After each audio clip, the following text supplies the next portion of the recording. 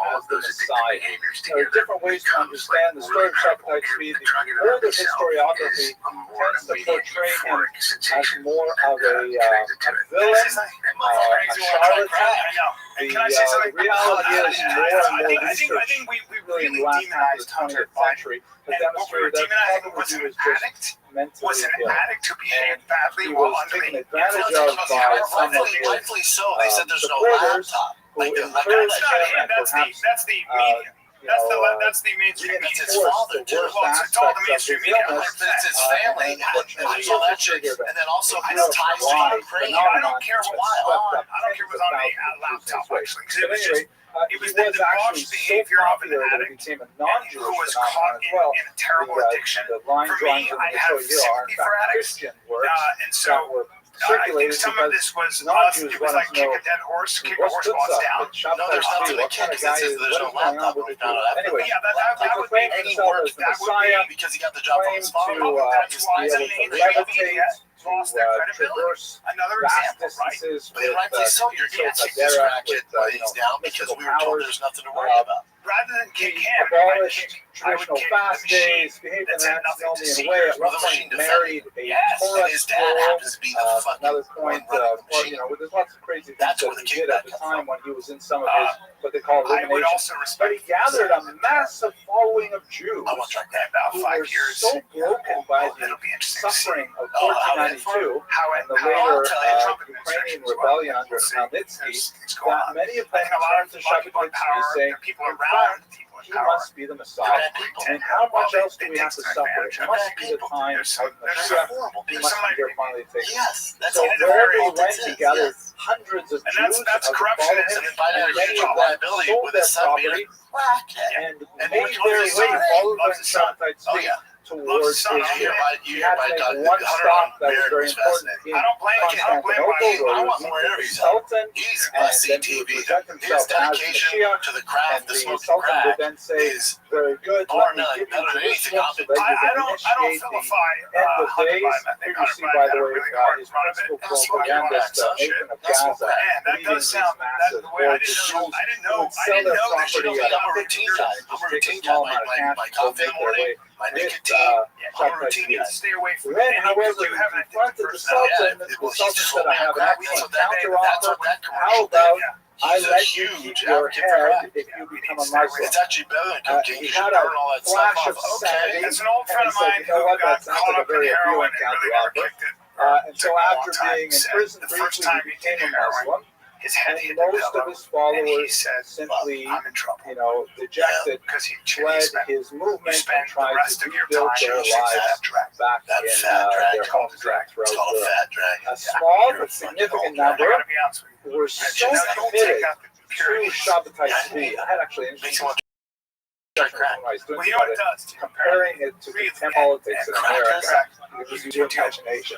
That they believed in him so much Because we're always, the there was narrative on nothing crack that he could thinks do that, wrong, and it must be that we should justify even the crazy say things no that to he drugs. did. The whole And so a knock group on of crack Jews, was who were later called the Din, figured that if Mashiach converts to Islam, it must be that that's what we're supposed to do too. We're supposed to convert to Islam, and we're supposed to do this world tour of all these Middle Eastern religions, and so and they only became then will addicted to crack. Mashiach So come. it became So like the Din actually converted to a Islam. low society Jews drug. converted to Islam When and in maintained reality, all my exogenous boy relations Biden is talking for a about, couple it hundred actually years, is the so way right to up go. through the It's a 20th rich man's century. drug, They You get rid of several all the didn't bullshit play around it. major Yeah, roles you know in what it certain is? politics It's later the on. fucking earwax Perhaps we'll talk cocaine. about them in the So last burn section all the about bad shit crypto off Jews. and But smoke in that anyways, real. the movement ended Yeah, in whatever. a tremendous defeat. Jesus. It was End of not the day, a sudden modern and Biden sharp is, break, dude, you because should take Shabbatai Colbert's Tzvi spot. had I knew a such guy an who was influence. an You should actor, realize and, that much of big his guy, Torah fucking really big guy, was played a lot of very thugs.